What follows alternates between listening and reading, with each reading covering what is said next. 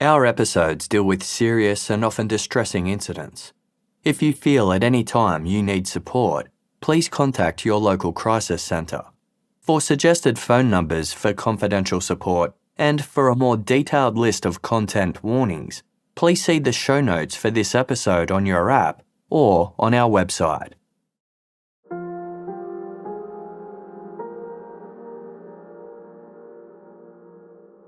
When the winning numbers of the Florida lottery were announced on Wednesday, October 25, 2006, the $3 million jackpot went unclaimed. This wasn't unusual. The odds of picking the 6 lucky numbers from a possible 69 was 1 in over 292 million. With no claimants, the Florida lottery jackpot rolled over, meaning it was added to the grand prize of the next draw. Once again, nobody won. Over the following 2 weeks, the jackpot rolled over 3 more times. By Wednesday, November 15, 2006, it had reached $30 million.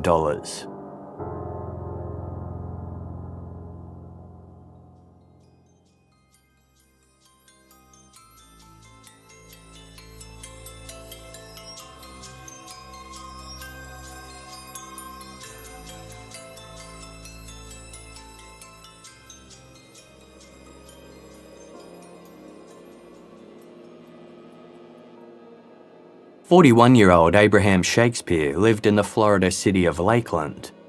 The small home he shared with his mother was in the same underprivileged neighborhood where Abraham had spent most of his life. Despite experiencing poverty, homelessness, discrimination, and run-ins with the law, Abraham remained good-natured and easygoing. Even though he mostly kept to himself, he was a familiar and well-liked figure in his community. Abraham had no bank account, credit card, or savings. Dropping out of school in the 7th grade had left him with few skills or opportunities. He was in a labour pool, a network of independent workers that could be hired on an as-needed basis for various jobs. The tall and slender African American took on any work available, from washing dishes and sweeping floors to collecting trash and loading trucks. Although he spent most of his time working, Abraham Shakespeare constantly scraped the breadline. In 2006, he was earning just $8 an hour as a truck driver's assistant for a food distribution company. Despite his best efforts, he'd fallen behind on paying child support for his 5-year-old son. In his rare moments of respite, Abraham would walk around Lake Hollingsworth in the city centre.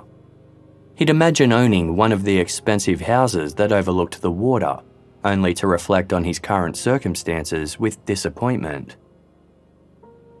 On Wednesday, November 15, 2006, Abraham and a colleague named Michael Ford set out on a 230-mile route to deliver meat to fast food restaurants.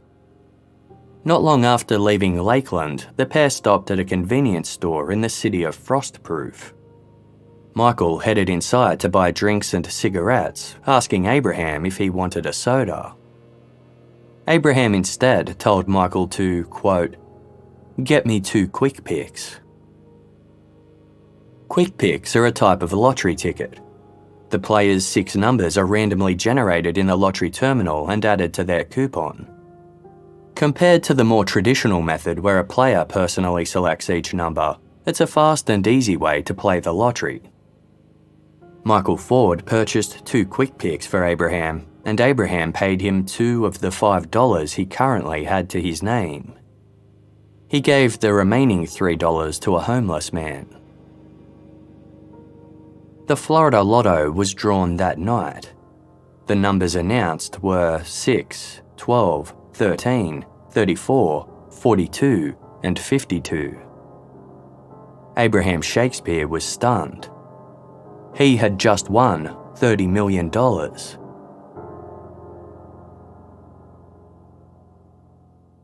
Abraham appeared on television to celebrate his massive lottery win. He was his typical laid-back self, dressed in baggy pants and a white t-shirt with his dreadlocks tucked under his cap. Abraham was handed an oversized novelty check with $30 million printed on it in large, bold lettering. He had two options: receive the prize money in annual increments of $1.5 million over 20 years, or take an immediate lump sum minus 25% in taxes. Abraham chose the second option, as most lottery winners do, and walked away with $17 million. For Abraham, who'd only ever known poverty, that was more than enough. As he collected his winnings, he announced, "I don't have to struggle no more." Abraham immediately used his newfound wealth to resolve several debts, including the child support he owed. He also set up $1 million trust for his son. Although lottery winners are advised to seek the services of a financial advisor, Abraham didn't believe he needed one, saying, "I don't let material things run me. I'm on a tight budget." Despite being a multi-millionaire, Abraham continued to eat at his local Denny's diner, pick up pennies off the ground, and spend his days hanging out in his old neighbourhood. Abraham offered to buy his mother a new home, but she respectfully declined, so he paid off her existing house instead. He then established several philanthropic enterprises that centred on assisting those in need. Abraham rewarded himself with just a few splurges, including a new car, some clothes, and a Rolex watch that he bought at a discount from a pawn shop. His biggest indulgence was a $1 million home north of the city in an upscale gated community on Red Hawk Bend Drive. The spacious two-storey residence had 4 bedrooms and 4 bathrooms. It featured stainless steel appliances, granite counters, walk-in closets, fireplaces, a guest suite, and a double garage. French doors opened out to a private deck with a swimming pool and spa. It was exactly the type of home Abraham had dreamed of owning. Although Abraham's money didn't change him much, it changed everyone around him. As soon as news of his big win got out, friends and strangers alike began approaching him with stories of financial hardship. Described as a soft touch who thought with his heart, Abraham willingly helped them pay everything from bills to medical treatments and business startups. He lost count of how many people he helped, saying, "The Bible states it's better to give than to receive." In Abraham's eyes, most of these handouts were loans rather than gifts. Yet, no one ever made any effort to pay him back. Questions about when Abraham's generosity would be repaid were met with excuses and complaints. Some people were upset to learn his money was given with strings attached. Conflict also arose in Abraham's family over the amount he shared with them. Rather than making him happy, Abraham said his lottery win had made him miserable. People constantly stopped him in the street and his cell phone rang non-stop. During a 30-minute catch-up with his younger brother, Abraham fielded 8 calls from people requesting cash. He even received a letter from a prison inmate asking for $1,000. While this request amused Abraham, he still sent the man $50. Abraham's sister said he was too sweet-natured to say no to anybody. And because of his limitless charity, Abraham never had any peace. Both exasperated by his instant celebrity and demoralised by everyone's demands, he began sleeping all day and cruising the quiet streets of Lakeland at night. Abraham also escaped by travelling. He went on a cruise to the Caribbean and took a few short trips to New York City, which he grew particularly fond of. He hoped the distance from his community would lessen the pressure, expectations, and hostilities thrust upon him. Michael Ford was bitter towards his former colleague, Abraham Shakespeare. Michael frequently visited the frost-proof convenience store where the winning lottery ticket was purchased. Without fail, he always bought 2 quick picks for himself. Michael asserted that Wednesday, November 16, 2006 was no different. Store records and CCTV footage confirmed that Michael had purchased 2 Quick Picks that day. Michael insisted that if he had purchased any for Abraham Shakespeare, then he would have had 4 tickets in total. According to Michael, he tucked the tickets into his wallet, which he kept in an overhead compartment inside his truck. Michael said he realised his lottery tickets were missing the following day. He assumed that he'd lost them until a supervisor informed him that Abraham won the jackpot. Michael confronted Abraham and accused him of stealing the tickets while he'd been left alone in the truck. Abraham allegedly admitted to swiping the tickets from Michael's wallet and was confident that no one could prove it. Michael said Abraham had offered him $1 million to put the matter to rest, but he'd decided to file a lawsuit against Abraham instead. Abraham flatly denied these allegations, saying, "Michael Ford knows the truth. I know the truth. The Lord knows he doesn't deserve it. It's like dirty money. That money wasn't meant for him. It was meant for me."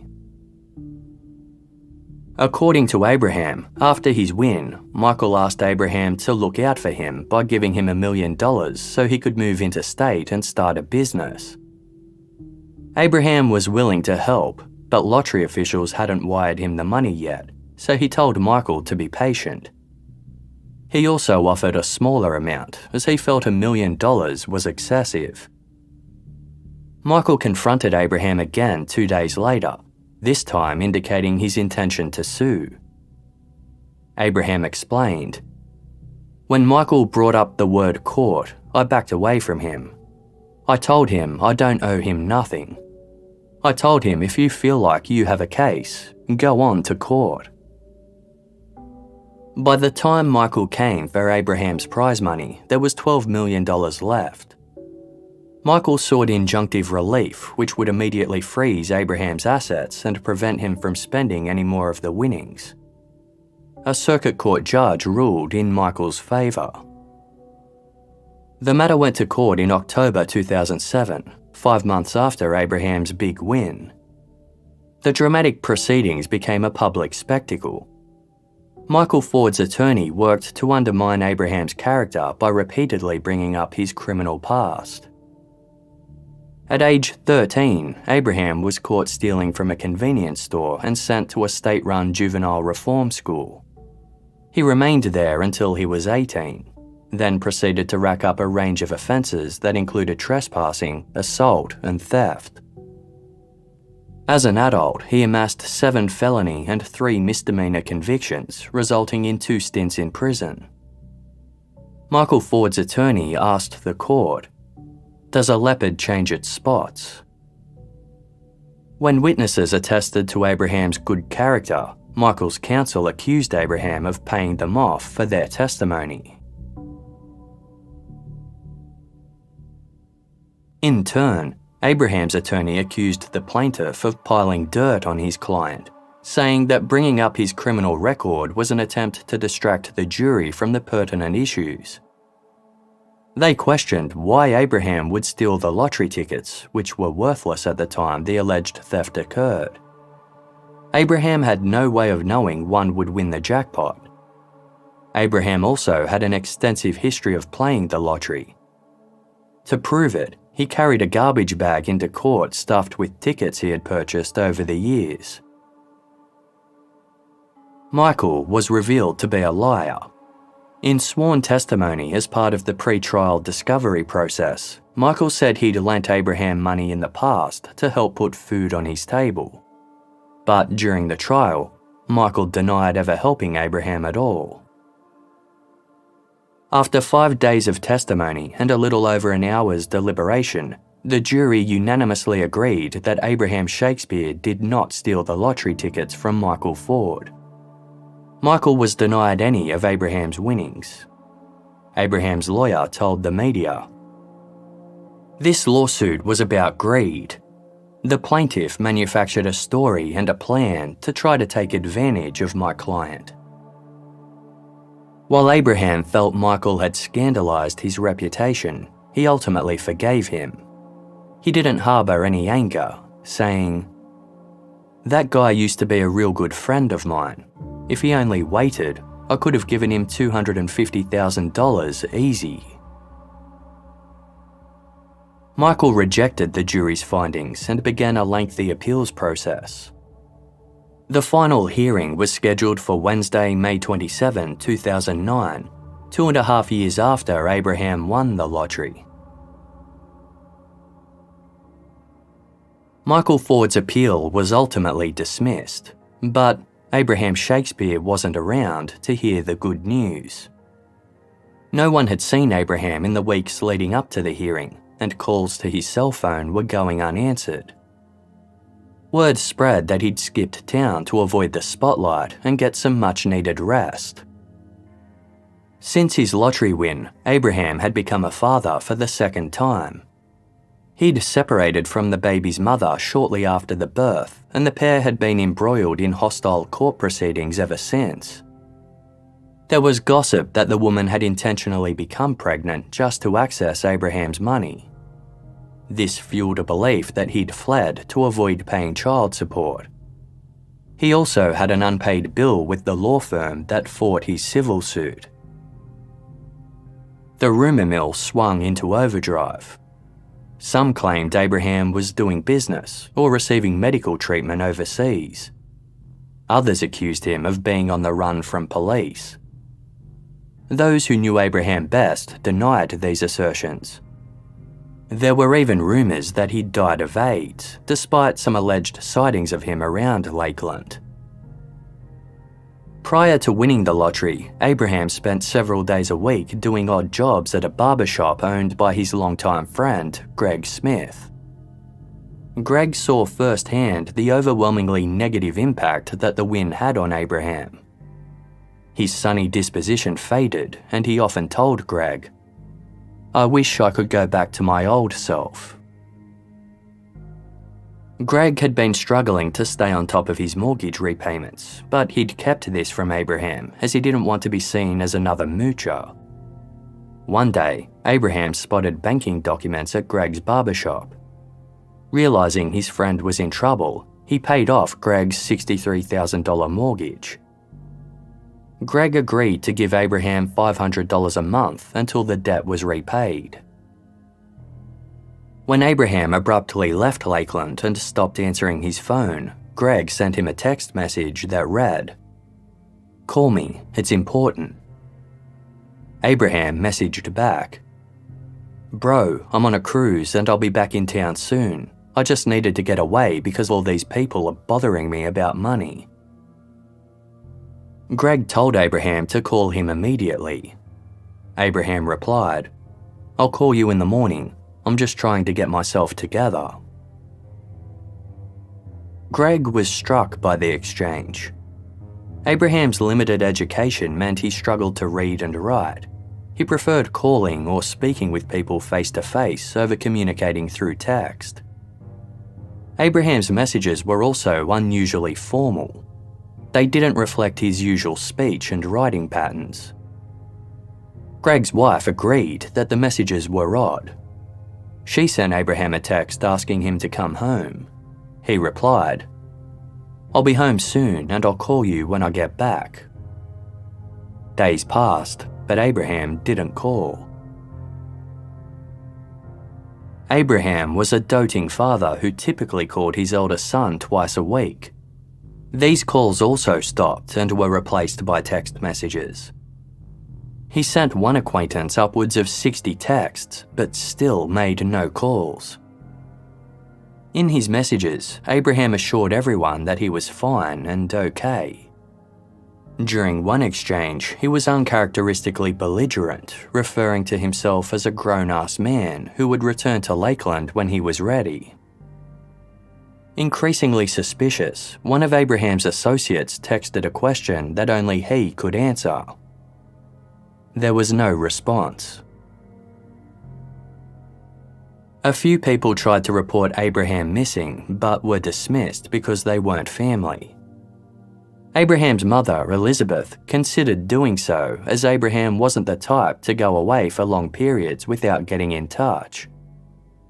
But one of her nephews, Cedric Edom, said that Abraham was calling him daily.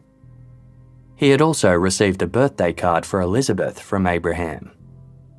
It contained $100 and a necklace, along with a handwritten message that read, "I'll be home soon," followed by Abraham's signature.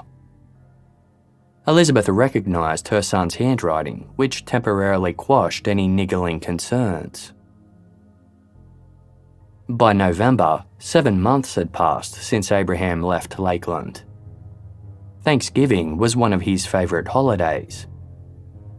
When the day came and went without any word, Abraham's prolonged silence became too loud to ignore.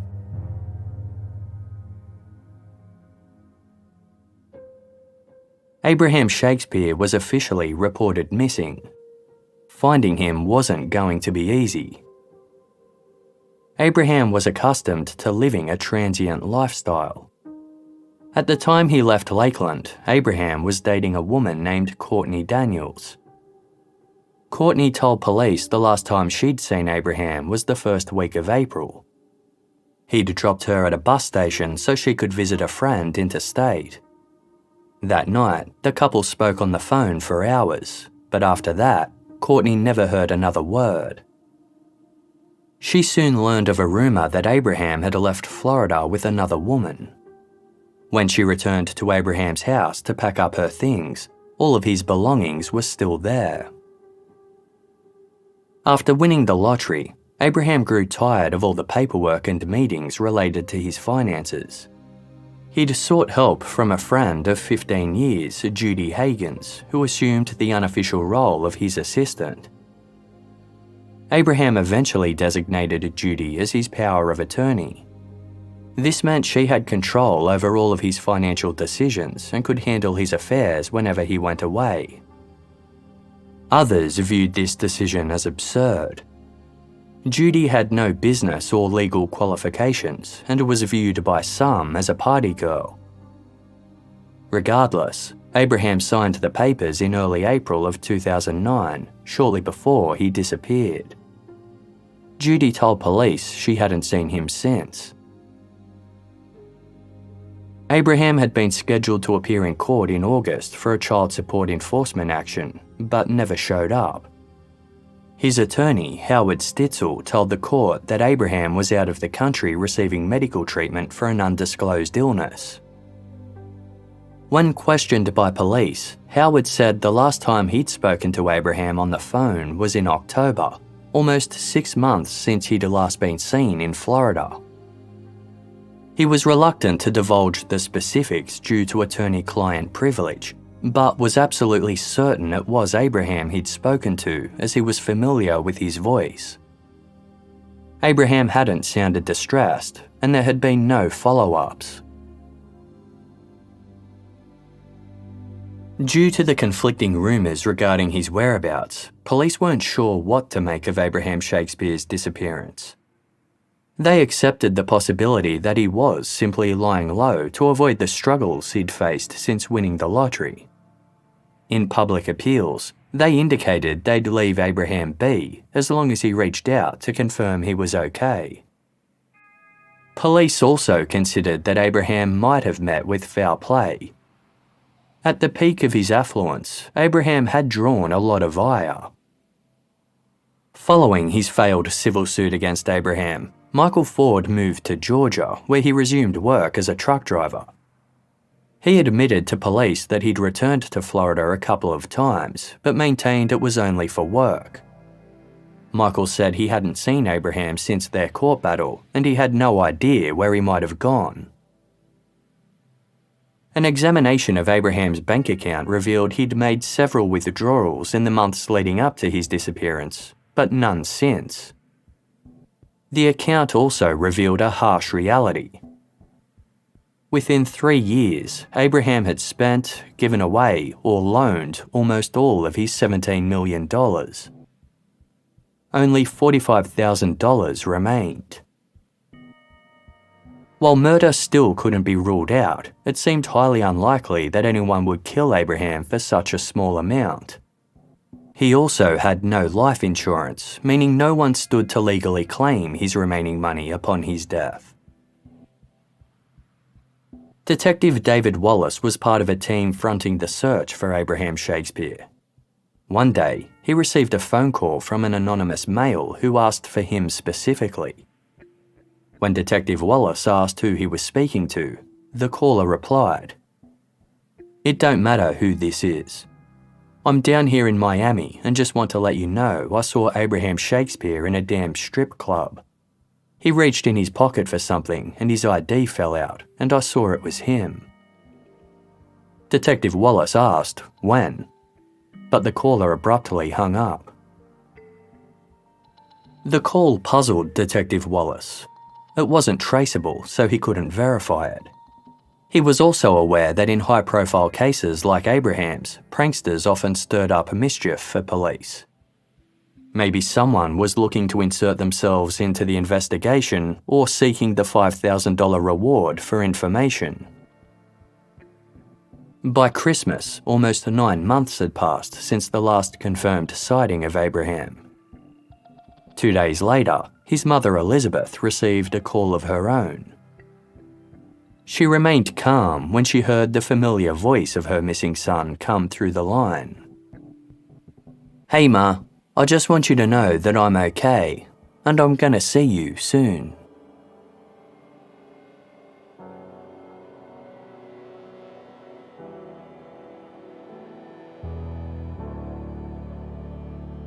Abraham told his mother not to worry and said that he loved her.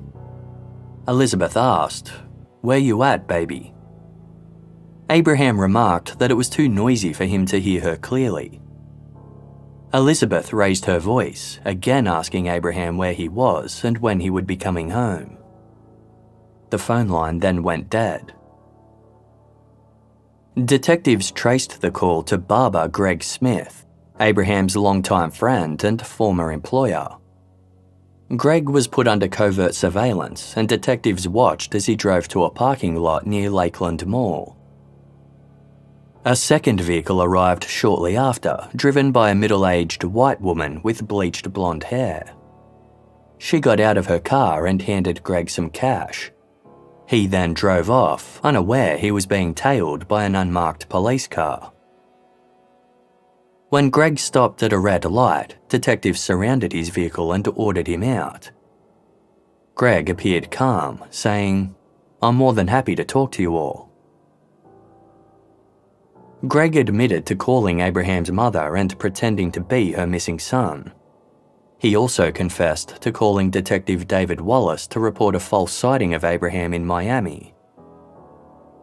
Greg was apologetic. He said he'd been paid to make the calls by the woman he'd met in the Lakeland Mall parking lot. Her name was DeDe Moore. Greg thought he was doing Abraham a favour by making the calls, adding, "I don't know anything about where Abraham is, why he's gone, or when he's coming back. I've been trying to reach him myself." Detectives also spoke with Abraham's cousin, Cedric Adam, who said he'd received a birthday card and daily calls from Abraham. Cedric admitted he'd been lying. He claimed he'd been paid around $5,000 to spread the word that Abraham had gone away of his own accord. Cedric desperately needed money and only agreed because he thought it was harmless, just a way to help Abraham and abate his aunt's worry. When asked who paid him to lie about Abraham, Cedric said, "This woman named DeDe Moore." DeDe Moore was a certified nurse's assistant who ran a nursing staffing agency called American Medical Professionals. In 2008, she attended a small business conference in Florida where she observed a panel discussion featuring a real estate agent. The agent spoke of having once sold a house to a lottery winner named Abraham Shakespeare. He had changed the way she viewed wealth, specifically that money does not equal happiness. After hearing Abraham's story, DeDe Moore was inspired to write about him for a magazine article. In October 2008, she arranged to meet Abraham. By this point, his $17 million had been whittled down significantly. He had a little over $1 million left, along with just $3 million worth of assets. DeDe quickly realised that his rags to riches story was in fact a riches to rags one. She witnessed firsthand the endless pestering Abraham endured from those seeking what little money he had left. He was downtrodden and distrustful. When DeDe pitched her article idea, in which she intended to highlight Abraham's generosity and kindness, he became noticeably upbeat. DeDe filmed a candid interview with Abraham as he watched a live feed from the various security cameras positioned around his home. DeDe asked if he ever got tired of people asking him for money. Abraham replied, "I've been tired. They don't take no for an answer, so I just let them keep on keeping on asking." In time, Abraham confided in DeDe about his dire financial straits. He'd followed poor advice and failed to invest his money wisely. DeDe felt sorry for him. She offered to protect Abraham from being taken advantage of any further. Although she was shy and meek, she pursued those who had borrowed money from Abraham and ensured they made repayments. She also organised for Judy Hagens to have power of attorney over Abraham's remaining money. This meant anyone who wanted funds would have to go through Judy. Abraham had been moving his money from bank to bank on a whim. DeDe advised him to secure his leftover money in a single Bank of America account under his own name. DeDe, Abraham and Judy got together periodically to discuss Abraham's finances, with DeDe keeping record of the meetings for the bank. She was dismayed to learn that Abraham was using his money for what she had noted as criminal activity. He was removed as an authorised signer of his account, leaving just DeDe and Judy with access. They became a buffer between Abraham and any unwise financial decisions. DeDe also helped to manage all of Abraham's assets, including his property. DeDe encouraged Abraham to start living his life. In their recorded interview, she asked where he would like to go. He responded, "It don't matter to me. I'm not a picky person." DeDe offered suggestions. California, a foreign country. Seemingly irritated by DeDe's prying, Abraham motioned for her to turn off the camera. "Are you going to miss your home?" DeDe asked. Abraham responded, "Yep, but life goes on."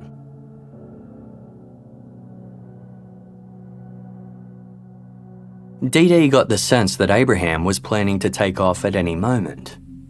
Then one day he told her he'd obtained a fake passport under the name Rodriguez. Abraham began working to break his ties to Lakeland as quickly as possible. He offered to sell DeDe his house for a little over $500,000. She didn't have that much money, but the pair reached an agreement. DeDe could live in the house and make small purchases for Abraham, such as flights or cruise tickets, as a gradual means of paying off the debt. Abraham then asked for DeDe's help to make him disappear. Having grown attached to Abraham and his plight, she agreed.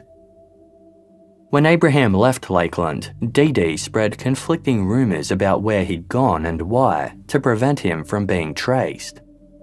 She also shared alleged sightings of Abraham, so people knew he was all right. He had left DeDe his cell phone, allowing her to send texts on his behalf to his friends and family. Whenever concerns for Abraham grew, DeDe used money he had given her to pay people to claim they'd heard from him. She paid Greg Smith $300 to call Detective David Wallace and report a false sighting of Abraham in Miami. She gave Greg a further $350 to call Abraham's mother.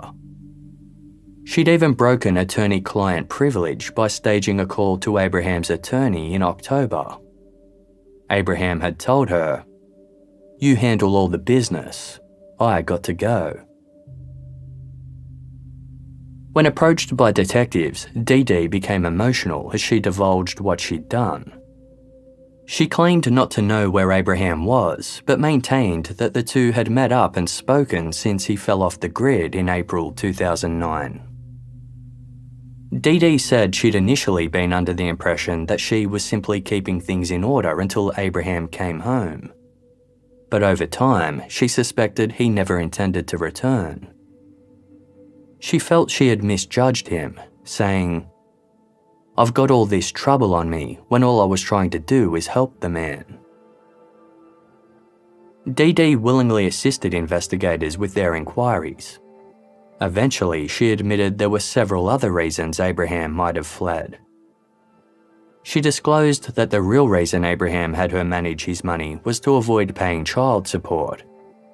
He also had a drug problem and might have been lured into dealing in a desperate bid to rebuild his wealth. Then DeDe mentioned an incriminating videotape. It allegedly showed footage of Abraham, quote, having sex with a 14-year-old girl. Whatever the case, Abraham's friends and associates in Lakeland agreed on one thing. If anyone knew where Abraham was, it was DeDe Moore. DeDe's admissions put her directly in the spotlight. Reporters confronted her in public, police constantly requested interviews, and her computer files and business records were taken for examination. To quell the mounting suspicion against her, DeDe did her own work to find Abraham. She met up with Greg Smith, the man she'd previously paid to make fraudulent calls on Abraham's behalf. DeDe vented to Greg about the stress she was under, and Greg reassured her that he would help until Abraham reappeared. DeDe's demeanour suddenly changed. She clawed at Greg's chest, looking for a listening device. Greg pulled away angrily, asking, "What the fuck you doing?" DeDe composed herself and apologised. She was riddled with anxiety and paranoia and didn't know who to trust. She blamed Abraham for leaving her to clean up his mess, and Greg consoled her. DeDe cried and told him, "I see why Abraham says you're a good friend. I just want to thank you for believing in me and being on my side." December 2009 came to a close with no sign of Abraham Shakespeare. In late January 2010, DeDe Moore met with Greg Smith again. The pair spoke about how the police were purposefully stirring shit up by intimidating Abraham's support network. Phones had been tapped, homes were searched, and property seized. DeDe believed the police were trying to get them to change their story. Greg encouraged her to remain strong, reminding her that they were in this together. "I've only been talking to you because I'm trying to find Abraham," DeDe said. "I've never been so scared in my life." Tensions were growing in the Lakeland community. People were accusing DeDe of ripping off Abraham, and she feared violent reprisal. She informed Greg that Abraham was connected to several gun and drug dealers, and this made her particularly nervous. DeDe had told the police who these men were, prompting the police to confront them with DeDe's accusations. That was when she realised that the police didn't care if she was killed. DeDe also told Greg that she'd been approached by Abraham's cousin, Cedric Adam, whom she'd previously paid to lie about Abraham. Cedric told DeDe that he'd been in contact with Abraham and said he wanted Cedric to have his home on Red Hawk Bend Drive. DeDe was unsure what to do about this. If it was true, Cedric could establish a line of communication between Abraham and the authorities. Yet, Cedric wasn't exactly credible. Then there was DeDe's own distrust of the police. She had grown to suspect that they were trying to frame her for Abraham's disappearance. DeDe and Greg bought burner cell phones so they could communicate freely. One night, they met at a comfort inn where Greg booked a room under a fake name. DeDe was first to arrive. Anxious about leaving any trace of her presence, she donned plastic gloves, a surgical mask, disposable shoe covers, and a hairnet. When Greg showed up, he put on the same protective outfit. DeDe was fed up and had decided to take matters into her own hands. She pulled out a laptop and printer. With Greg's help, she started typing a letter addressed to Abraham Shakespeare's mother, Elizabeth. But the letter wasn't going to be from DeDe. She was writing it as though it was from Abraham himself. Convinced that Abraham wasn't coming back to help her, DeDe was desperate to redirect the investigative spotlight. Greg advised her, "Don't mention yourself too much, otherwise it will come off as suspicious."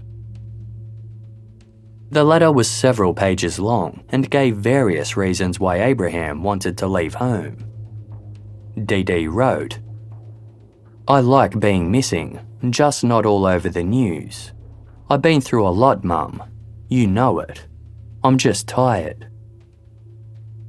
She made up a story that someone had recognised Abraham and he'd had to pay a police officer $20,000 to keep his secret. In reference to herself, DeDe wrote, "Don't worry about Dee. If she goes to jail, she will be okay. The charges won't stick. There are too many people that know I left. I gave her enough money. She knew what to expect. She should have not gotten involved, so now she just has to deal with it." Remembering that Abraham was illiterate and incapable of writing long-winded prose, DeDe added, "I still can't write a letter. A good friend is typing it for me. I will see you, I promise. Just give me some time." Greg Smith was impressed. The letter didn't sound like it had come from DeDe at all. They printed it off and slid it into an envelope. The pair wiped the room down with towels. Then they drove to Abraham's mother's home, where Greg placed the letter in her mailbox. But any hopes that the letter would help DeDe were dashed when it failed to make the news. Elizabeth didn't speak about it publicly, and the police seemed unaware of its existence. Instead, investigators upped the reward for information to $10,000, with the promise that any tipsters wouldn't have to testify in future court proceedings. The county sheriff announced, "None of the circumstances and none of the investigation we've completed up to this point leads us to believe Abraham Shakespeare is still alive." They officially named DeDe Moore as a person of interest. DeDe was distraught. Had Elizabeth kept the letter to herself? Or were the police just keeping it on the down low? DeDe called Greg Smith for guidance, expressing her devastation that police feared Abraham was dead and that she was being viewed as a suspect. "Fuck all that," Greg told her. "They don't have a body." DeDe brushed his reassurances aside, saying, "Yeah, but that doesn't seem to matter to these assholes. They're just trying to pin something on me and I haven't done anything to the man. I would never, ever do anything to hurt another human being. All I have ever done is try to help Abraham." Hours later, Greg agreed to meet DeDe at a service station in Plant City, 10 miles west of Lakeland. As soon as Greg pulled up, a visibly overjoyed DeDe rushed over to his car, yelling, "Abraham's back!"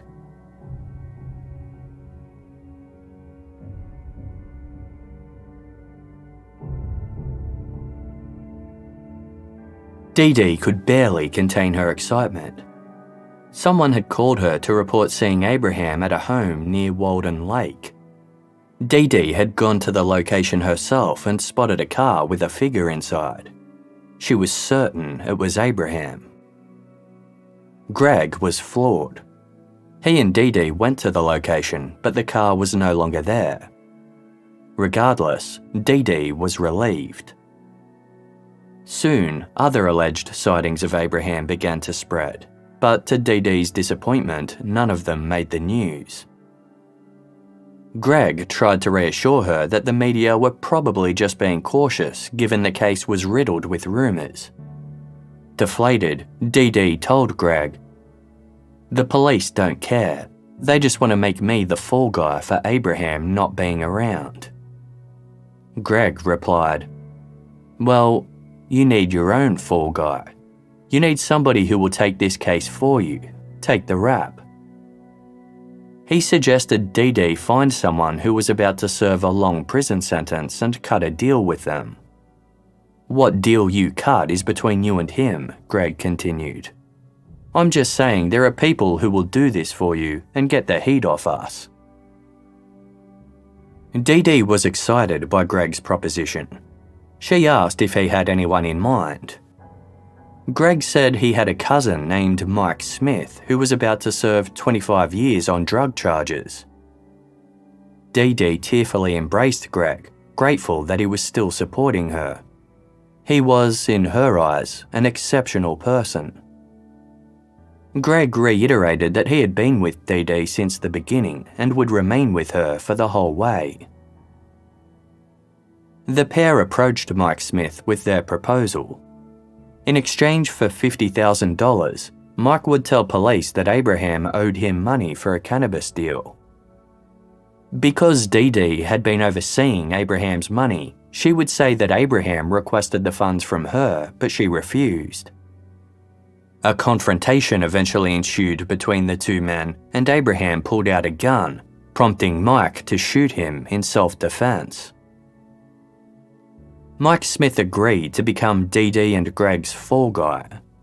The money would provide security for his family, and given he was going to prison anyway, he felt he had nothing to lose. While DeDe was relieved by what she saw as a foolproof plan, she was starting to worry that maybe Abraham wasn't all right. Perhaps he had been killed after all, and those who knew the truth were being threatened to stay quiet. DeDe's suspicions fell on a man she knew only as Ronald, the worst of the gun and drug dealers Abraham associated with. In the wake of Abraham's disappearance, Ronald had initially told DeDe that Abraham was okay. But as she'd started to sense that something was amiss, Ronald became aggressive, threatening to kill DeDe and her teenage son. Menacing notes began appearing at DeDe's back door, which she was certain were from Ronald. Greg encouraged DeDe to confront Ronald, even suggesting she bribe him to reveal key information. DeDe considered it, but was more tempted by Mike Smith being willing to take the rap for Abraham's murder. This would take the heat off DeDe entirely. The only problem was that Mike had made a specific request. He needed a body. No one would take his story seriously without one, and it would remove any doubt that Abraham was still alive. Because they didn't have a body, DeDe hoped a murder weapon would suffice. They could plant Mike's fingerprints on a gun and then have Mike direct people to the weapon. She even had one they could use, a .38 caliber Smith & Wesson revolver. Although it was registered in DeDe's name, Mike could say that he'd stolen it from her house, or she could say that she'd sold it to Abraham. Better still, they could remove the weapon's serial number to prevent it being traced altogether. Mike was reluctant to go through with the plan without a body. He knew of someone who had attempted a similar con, but the supposed murder victim had suddenly reappeared. All the conspirators were charged with insurance fraud. This rattled DeDe, and she began to doubt the plan. Confronting Ronald seemed safer. Perhaps she could offer him something to elicit a confession and the location of Abraham's body. Greg ordered DeDe to call Ronald and find out everything they needed to know. The next time Greg and DeDe met, she had an update. She'd gotten in contact with Ronald and he'd told her everything. Abraham had indeed run afoul of the drug dealers and was killed as a result. Ronald had intended to set DeDe up for the crime and admitted that he'd buried Abraham's body on her property in Plant City. DeDe and Greg made a plan. Under the cover of darkness, Greg and Mike would dig up Abraham's body. DeDe would stay at Abraham's Lakeland home with her family, establishing her alibi. She suggested that Abraham's body be taken out to the countryside and burnt. She gave Greg her revolver to prepare it for Mike's confession before making a final revelation. Abraham was rumoured to have been in possession of $67,000 when he was killed. She told Greg and Mike to search for it. In the early afternoon of Monday, January 25, 2010, Greg arrived at DeDe's house on the regional outskirts of Plant City. She supplied him with digging implements and cleaning products before leading him to a 30 by 30 foot concrete slab in her backyard. She pinpointed a specific spot, saying, "That's where you should dig, right under there, maybe 6 feet down." Later that night, DeDe was in Lakeland as planned when she received a call from Greg. He thundered down the line, "What the fuck are you doing?" He'd arrived at DeDe's to commence the dig, only to find a large police presence already there. Greg and Mike backed away to a secluded spot and called DeDe, accusing her of setting them up. "I swear to you, Greg," she told him, "I don't know nothing about this." Greg demanded to meet up. DeDe was reluctant as it would blow her alibi, but Greg was furious. They needed a plan B and they needed it now. DeDe agreed to meet Greg at the Lakeland Mall parking lot. She told her family that she was going to help a friend who was having car trouble. The pair sat in Greg's car, frantically discussing their options. Greg suspected the police were tipped off and had a warrant to search DeDe's property, but DeDe maintained that she hadn't told anyone about their scheme. All of a sudden, 2 cars sped into the parking lot and pulled up beside Greg's vehicle. Detectives emerged and took Greg and DeDe into custody. DeDe immediately threw Greg under the bus, saying that he had killed Abraham. The interviewing detectives eyed each other before one remarked, "You know that Greg didn't kill Abraham Shakespeare." DeDe began to cry, but insisted that Greg was guilty. Then she was given news that left her speechless. "Greg Smith is working with us."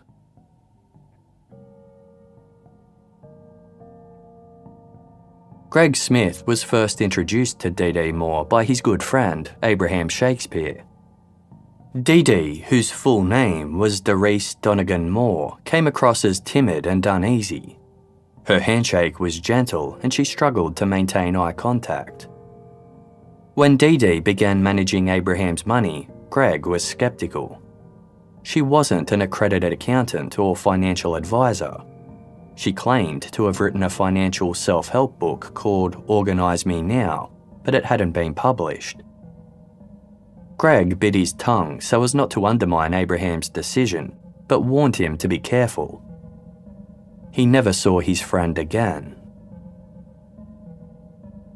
With Abraham mysteriously out of the picture, DeDe started chasing Greg to repay the $63,000 that Abraham had lent him for his mortgage. Then, when Abraham was reported missing, DeDe offered to eradicate the debt entirely on one condition. She needed Greg's help to mislead the police. DeDe knew detectives would be onto her. From a young age, she was acutely aware of the power and privilege of wealth and was ashamed of her own family's financial status. In her teens, she made her parents drop her off away from her friends so they wouldn't see their cheap old car. She sought luxuries her parents couldn't afford, like expensive clothing, cars, and jewelry. At age 22, DeDe was involved in a head-on collision. The two occupants in the other vehicle were killed, but DeDe made a full recovery. Afterwards, DeDe's mother noticed an erratic shift in her daughter's behaviour that left her wondering if DeDe had an undetected brain injury. Her job as a nursing assistant suited her seemingly kind and patient personality, but it didn't pay well. Still fixated on money, DeDe established a moderately successful side business selling prepaid cell phones and calling plans. Colleagues recalled DeDe's natural acumen for business, but it was soon revealed that she had skimmed $60,000 off the payroll. DeDe's money woes continued. She was caught shoplifting and arrested for writing a bad check. She failed to make her car repayments and was evicted for failing to pay rent. By mid-2001, she owed upwards of $50,000. Not long after this, DeDe was discovered in Waimama, 40 miles south from her home in Plant City. She was dishevelled and distraught, with her wrists bound with duct tape. DeDe told police that 3 clean-cut, tattooed Hispanic men had carjacked her at gunpoint. They'd abducted and raped her, then thrown her in a ditch before taking off in her car. A tip-off led to the discovery of DeDe's car in a garage 30 miles north in Pasco County, and to the complete unravelling of her story. DeDe had paid an accomplice to help stage the attack so she could claim insurance on her stolen car. She was convicted of insurance fraud and falsely reporting a crime and given a year's probation. Years later, in 2006, DeDe was accused of stealing $60,000 that was given to her to start a new business. The case was closed due to a lack of evidence. After this, DeDe faced 2 civil lawsuits for unpaid services. Fronting her new venture, American Medical Professionals, she attended the small business conference that ultimately led her to Abraham Shakespeare. Within 90 days of the pair meeting, DeDe Moore virtually had complete control of Abraham's money. Investigators discovered that the final withdrawals from Abraham's bank account, as well as his assets, were transferred to the business account of American Medical Professionals. Around this time, DeDe made large withdrawals from this account, purchasing jewellery and several high-end cars, as well as paying for restaurant meals and travel. While DeDe was seemingly helping Abraham reclaim money he'd loaned to others, the repayments actually went straight to her.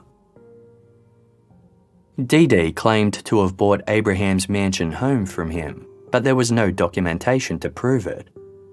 When detectives confronted her with this discrepancy and many others, DeDe altered her story with even more outlandish explanations. Some were willing to believe that DeDe's dealings with Abraham were just unscrupulous coincidences and that he was indeed in hiding. Others were certain he had met with foul play, but there wasn't sufficient evidence to support an arrest. Everything pertaining to DeDe Moore had been searched. Aside from her efforts to claim Abraham's last $1 million, not a single thing was found to indicate that she had physically harmed him.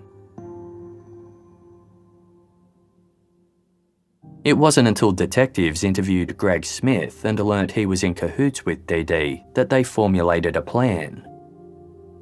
"We think DeDe Moore does know something," they told Greg, "and we need someone to help us get that information out of her." Greg was then asked to become a confidential informant. It wasn't a decision Greg made lightly, but he harboured his own suspicions about DeDe. He spoke to Judy Hagens, the other person involved in overseeing Abraham's finances. Judy recalled a time when DeDe called her in a panic. Abraham was heading to the bank and DeDe needed Judy to stall him. "He can't go to the bank," DeDe told her. Abraham once confided in Judy, "Now you know that white woman got me money. She can do anything to me." Greg had a gut feeling Abraham was dead. He told Detective Wallace, "I'm in. Whatever I got to do, I'm all in." During their initial meeting, DeDe launched herself at Greg, suspecting he was wearing a wire. He was able to reassure her. They met multiple times over the following weeks. All the while, Greg covertly recorded their conversations. DeDe spouted off unbelievable stories non-stop, barely giving Greg a moment's silence. One minute she was sobbing in his arms, the next she'd snap to a composed state and rattle on about a different subject.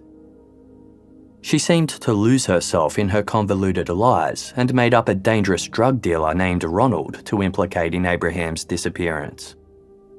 Later, she talked about Ronald as if he were a real person. Greg was disturbed.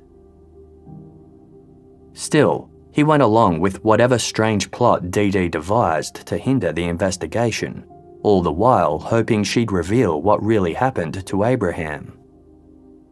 When she wrote a bizarre, rambling letter to Abraham's mother as Abraham, Greg felt it was completely unconvincing, but told her otherwise.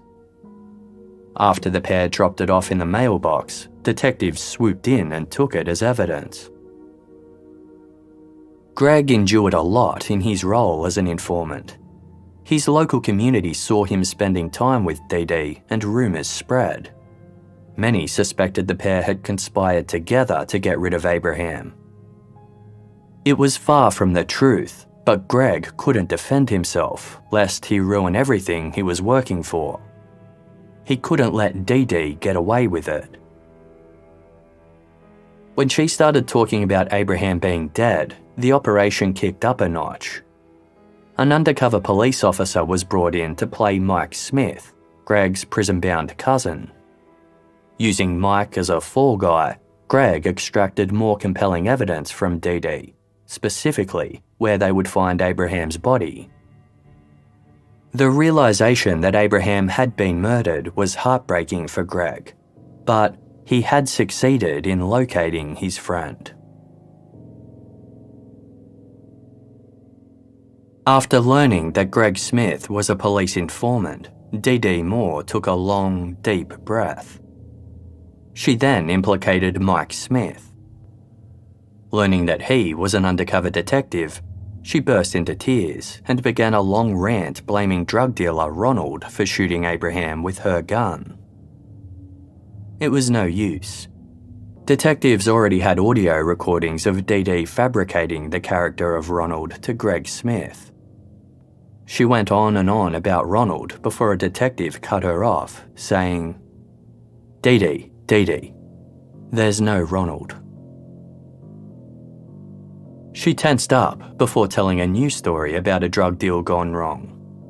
DeDe claimed someone held a gun to her head and she'd passed out from fear. She came to, only to witness Abraham being fatally shot. The detectives asked who the shooter was, but DeDe stuttered, saying she couldn't remember. One detective remarked, "You can't tell us because it's you, and you're scared." DeDe's ex-husband revealed that he'd delivered a backhoe to her Plant City home in April 2009. He used it to help DeDe dig a large hole as she wanted to burn and bury some remodeling debris. She asked him to return hours later to fill the hole with dirt. A cement contractor poured the slab in DeDe's backyard that same month. She told him she wanted a solid slab to park her vehicles on. Eventually, DeDe would admit that Abraham's body was buried under the concrete slab in her backyard. Following 2 days of excavation work, Abraham Shakespeare's remains were uncovered 6 feet below the slab, 9 months after he'd disappeared. He'd sustained 2 .38 caliber gunshots to the chest, but the bullets were too deteriorated to be compared to DeDe's revolver. She continued to give other explanations for Abraham's murder, each more outlandish than the last. She implicated everyone from Abraham's cousin Cedric Adam to his attorney Howard Stitzel. At one point, DeDe claimed she and Abraham had fought over money and he'd gripped her throat.